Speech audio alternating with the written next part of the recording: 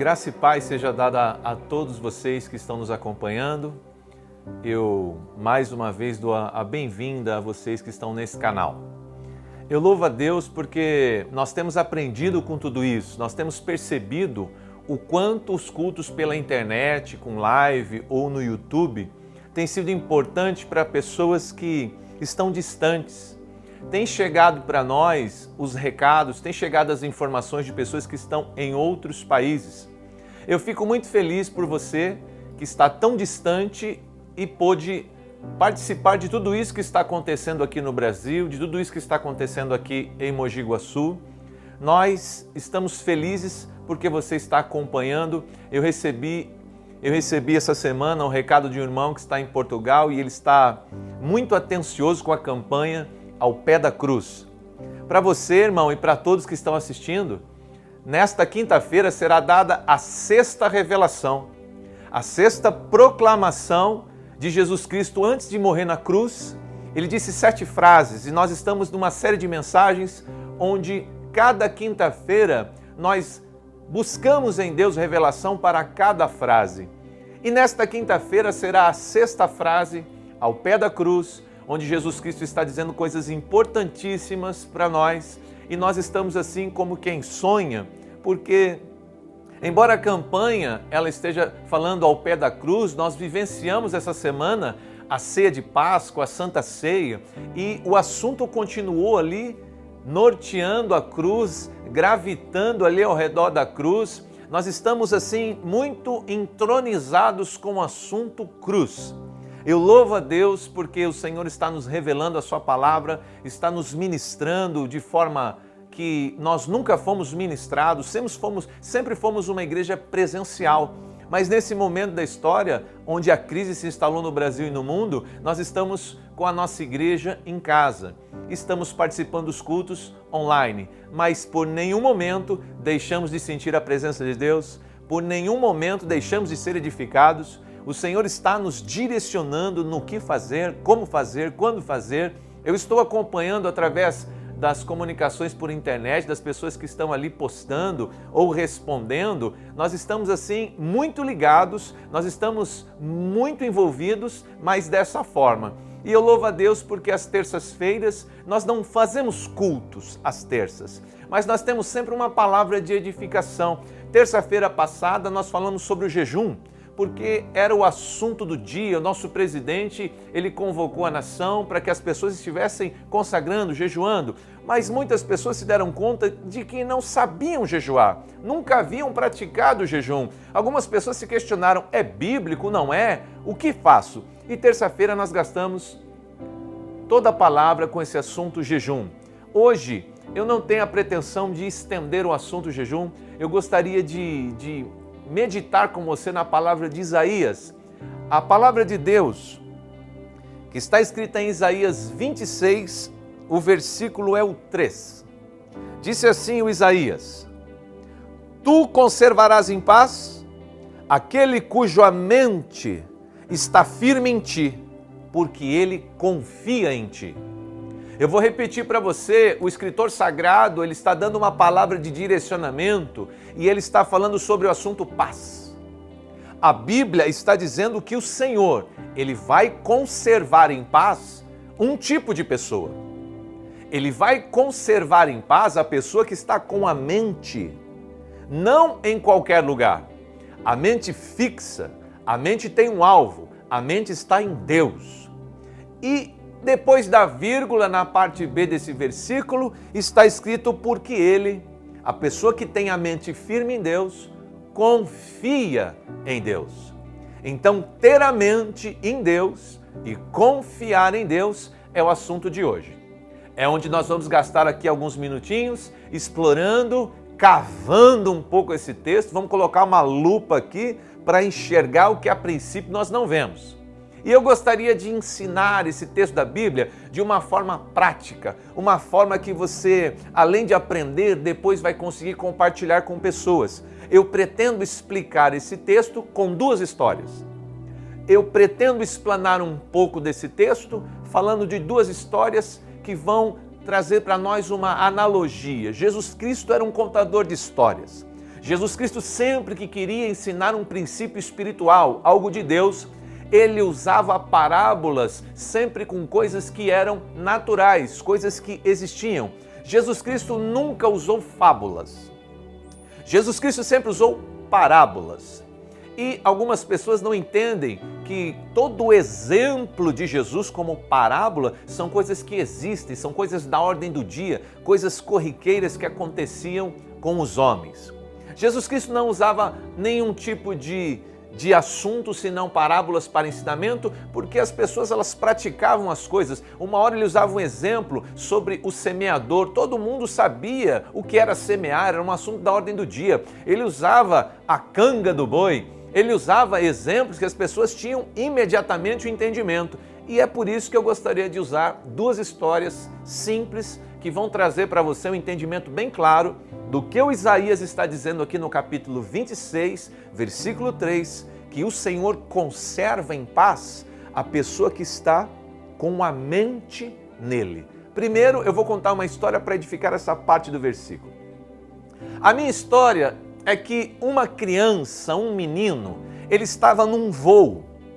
Ele estava num voo, mas as pessoas que olhavam notavam que o menino ele estava ali no seu banco, com o seu cinto de segurança no avião que estava voando, fazendo lá o seu voo, e a criança estava brincando com os seus brinquedos.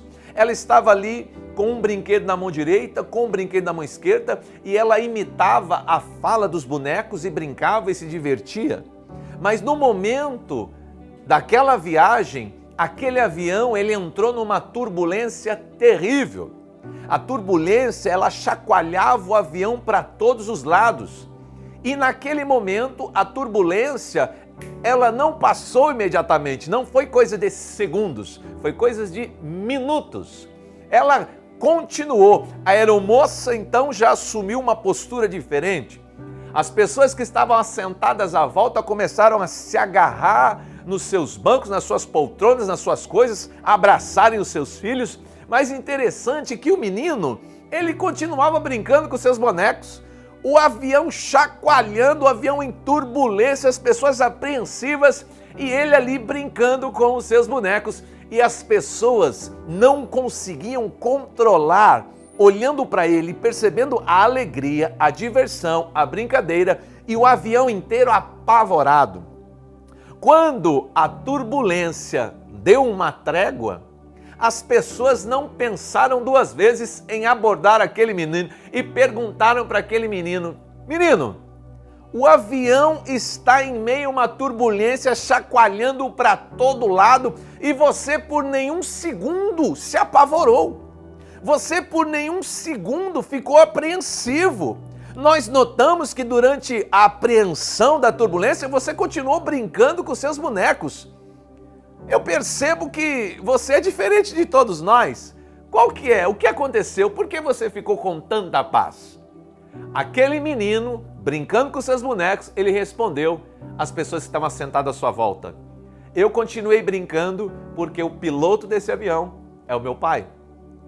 Eu continuei aqui com as minhas brincadeiras porque quem está no comando desse avião é o meu pai. E eu sempre voei com o meu pai. Eu conheço meu pai, eu confio no meu pai. E todas as vezes que o avião começa em turbulência, eu já tenho uma palavra do meu pai. O meu pai sempre me diz: filho, quando você estiver voando com o papai e o avião estiver com qualquer tipo de situação, turbulência ou qualquer outra coisa, lembre-se, o papai está no comando. É o papai quem está pilotando e o papai jamais deixará alguma coisa acontecer de ruim com você.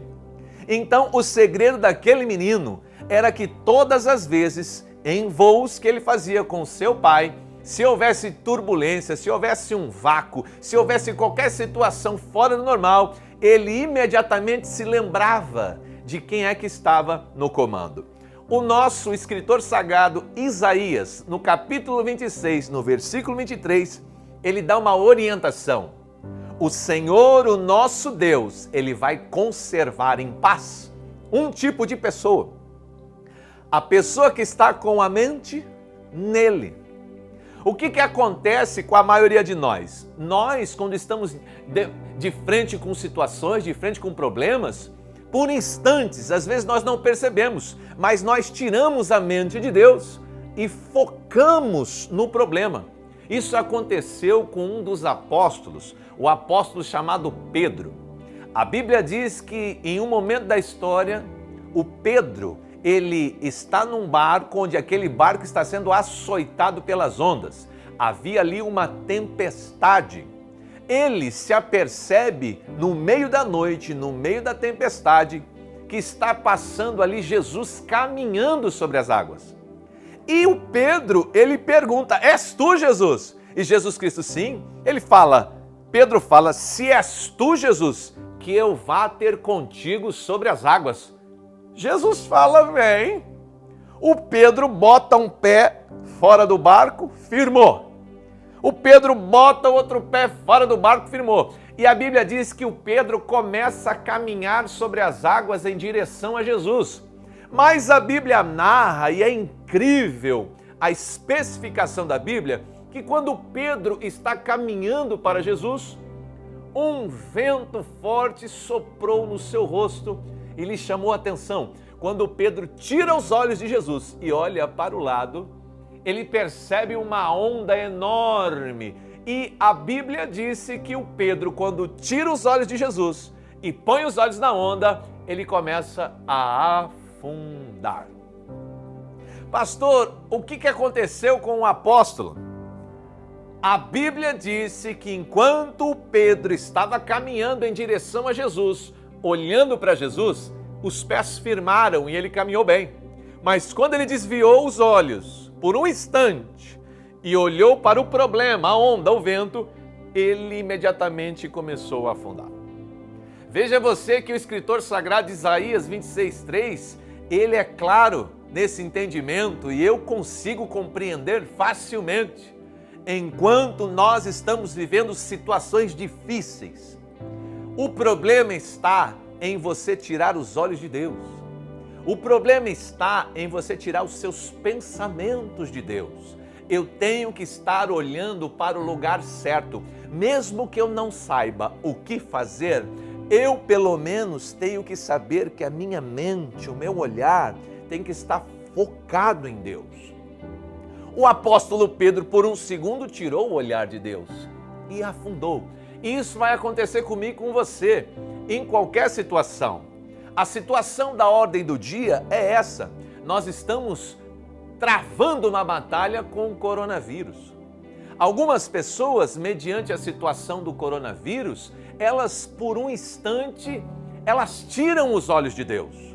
Elas tiram a mente de Deus. E quando elas tiram o olho, a mente de Deus, elas começam a afundar no seu desespero, elas começam a afundar na preocupação, elas começam a afundar mediante a sofrimentos antecipados. A mente é uma loucura. Se você não vigiar a sua mente ela vai tomar o controle total. A ciência tem nos ensinado que primeiro eu penso, depois eu sinto e por terceiro eu começo a ter uma atitude de ação. Primeiro penso, segundo sinto, terceiro eu vou agir. Então, irmão, perceba você que a sua mente vai controlar os seus pés. A sua mente vai controlar os seus sentimentos. Se a sua mente estiver em Deus, Deus é o ser imutável. Todas as vezes que você olhar para Deus ou pensar em Deus, se você focar em Deus, você vai perceber que no céu não existe problema nenhum. O céu continua como sempre esteve e Deus assentado no seu trono como sempre esteve, no controle absoluto de todas as coisas. Se tem alguém que está no controle, esse é Deus. E quando eu olho para Deus e percebo Ele no controle, aquilo me traz paz. Aquilo me traz uma certeza que o meu dono, o meu Senhor, o meu Criador, Ele tem nas mãos o poder absoluto para mover a qualquer momento em meu favor. Mas se eu tiro os meus olhos do meu Senhor, se eu tiro a mente do meu Senhor, e olho por um segundo para o problema, então eu vou começar a afundar. O que o nosso escritor sagrado aqui está ensinando é isso. Deus conserva em paz aquele cuja mente está em ti, vírgula. E eu pretendo ensinar agora a parte B do versículo, que anda junto. Olha o que o escritor sagrado diz, o texto é esse: Deus conservará em paz aquele cujo a mente está nele, vírgula, porque confia nele. Essa palavra confia, quando nós estamos dentro da igreja, nós temos 3 metros de altura. Quando nós estamos dentro da igreja, nós somos muito confiantes. Mas quando nós estamos fora da igreja, que é o caso, a igreja, desculpe, o templo, quando nós estamos fora do templo, porque a igreja somos nós, quando nós estamos fora do templo, às vezes percebemos que a nossa confiança não é tanta quanto aquela que eu estava quando estava cultuando dentro do templo, com os meus irmãos, com o meu pastor. Quando eu me deparo com o problema, eu e o problema, quando eu tiro a minha mente de Deus, a minha confiança desaparece por completo. Eu começo a tremer, eu começo a gaguejar, eu não dou conta mais da certeza. A Bíblia disse que Deus conserva em paz quem tem a mente nele e quem confia nele. São as duas coisas, mente e uma confiança, uma certeza absoluta. Olha como é que eu vou ensinar para você a questão da confiança. Da mente, eu contei essa primeira história. Da confiança, eu vou contar essa segunda história. Na minha história, um pai está sentado na sua sala, vendo o seu filho brincar de bola. Mas aquele pai descuidou e deixou a tampa do sótão, do seu porão, aberta. A tampa do porão estava aberta, o filho estava na sala brincando de bola, o pai estava ali olhando. De repente, a bola daquele menino que brincava caiu no porão, porque a porta do porão estava aberta. O menino começou a chorar, até que o pai se levantou. O pai desceu as escadas do porão, procurou a bola lá no escuro, encontrou a bola. Só que quando o pai encontrou a bola, ele quis dar um ensinamento para o filho. Quando o pai, lá debaixo do porão, olhava para cima, ele enxergava no vão o filho perfeitamente. O pai lá no porão com a bola conversava com o filho: filho, eu já encontrei a sua bola, está aqui na minha mão. O filho olhava para baixo e tudo escuro, o filho dizia: pai, eu não estou vendo nada, eu não estou vendo a bola, eu não estou vendo o Senhor, eu estou ouvindo a sua voz. O pai então desafiou o filho e disse: filho, o papai está com as mãos estendidas, o papai quer que você pule, porque o papai quer te ensinar a perder esse medo do escuro. O filho, que era criança, estava lá e fala: não, papai, eu tenho medo de saltar, eu não estou enxergando, está escuro. Mas o pai procurava deixar a sua voz bem calma e dizia para o filho: filho, pode saltar, é seu pai que está aqui, seu pai vai te segurar. Que dia que o seu pai deixou você cair? Sempre que você se joga nos meus braços, eu te pego, não vai ser diferente. Pula, meu filho. E a voz do pai foi convencendo o coraçãozinho daquele menino, que foi se chegando até a ponta ali daquele porão, e o pai dizia: pula que eu te pego, pula que eu te pego, e ele ai, e ele pulou. Quando o menino pulou, o pai pegou. E quando o pai pegou, o menino: ah, papai, como eu te amo, deu um abraço forte no pai. O pai colocou a bola na mão do filho e o pai disse: olha para cima.